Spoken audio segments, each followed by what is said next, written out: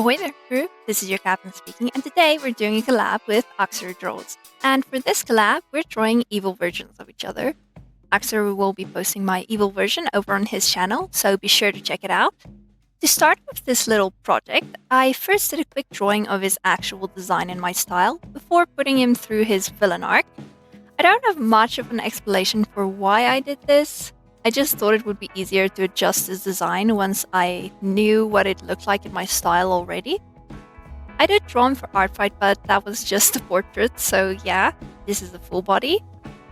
Normally, Axeru is wearing a very casual outfit, just a white shirt and dungarees paired with fingerless gloves. I of course also needed to note the animal ears. His eyes are also usually closed. I did realize afterwards that I somehow didn't see the crosses on his cheeks until after drawing everything. Maybe I was just too distracted by the plushies. But anyway, after I had his normal look down, I finally got to work. First things I definitely wanted to add were horns and some sort of forked tail. Those aspects are probably what I mess around with the least. As for his outfit, I made loads of changes. I wanted it to be a good amount more formal. I kept the look of the fingerless gloves by adding in a skin-tight turtleneck. It runs down his arms and turns into gloves at the end. I also wanted to keep the shirt silhouette to some extent. I made it a lot more oversized. To keep it on a more formal side, I made the shirt a button-up. It was looking a little empty though, so I added in a pull-over vest. I really wanted to add some sort of graphic or pattern to it. I ended up deciding to add some bugs to the design. A beetle on the pullover and Luna moths on the collars. It serves as a cute little reference to his insectoid series, and I think it looks pretty cool. After that, to make the design look a little fuller, I added some double lines all over to make the design more cohesive and to have some parts that I'll be able to add more color into later. For adding color, though, I changed the tail into a very long belt, but I still kept the little forked end. I'll talk more about my color choices later in the video though. To polish the design a bit more, I added in some piercings. Such fun ears need some accessories. Final addition to the sheet is a visual of how I'd like his irises to look. Here is the final design I came up with. I'm really happy with how he turned out. Just popping in to remind you to like the video, which I assume you do if you made it this far, and subscribe to join our little pirate crew. Now that I had the design, I decided to go all out and make a sort of expression sheet. I really wanted to characterize this evil Axeru as the yandere type.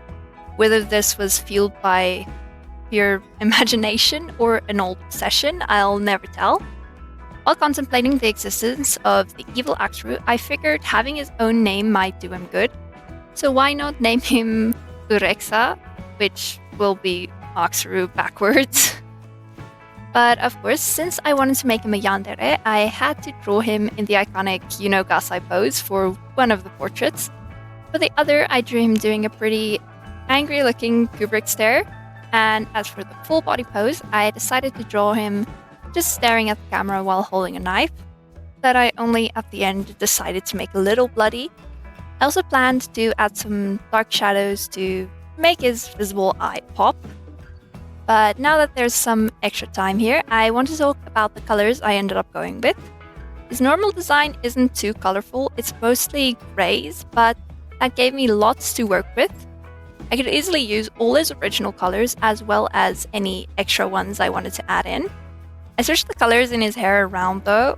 I thought it would be a fun way to identify him as the fake Axeru. I made use of the almost black color in his overalls or dungaree for most of his clothing. Looking at it now, it could probably still classify as a fancy pair. The lines even line up way too nicely as if they're passing under the belt, which was completely accidental. A happy accident, if you will. I kept the shirt white, but I made the undershirt a light green color. This way it adds some nice contrast with the red especially, but also matches the color of a Luna moth. I used that same green for his jewelry, 2 little hoops on his left and a dangly dagger earring on his right. And of course, for a bloodthirsty character, I had to use red. I made use of both a brighter and a darker red. I used the darker red for most of the accents, while I used the brighter one to draw attention to other points of interest in the design, like its tail, horns, and of course his eyes. But now it's finally time for the reveal. Meet Urexa. I had so much fun working on this collab. I love how everything turned out. I just hope that Oxer likes it too. I'd love to do something like this again.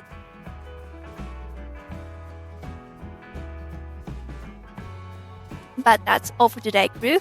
Be sure to go check out Oxer's video too. I hope to see you all again for our next voyage. Bye bye!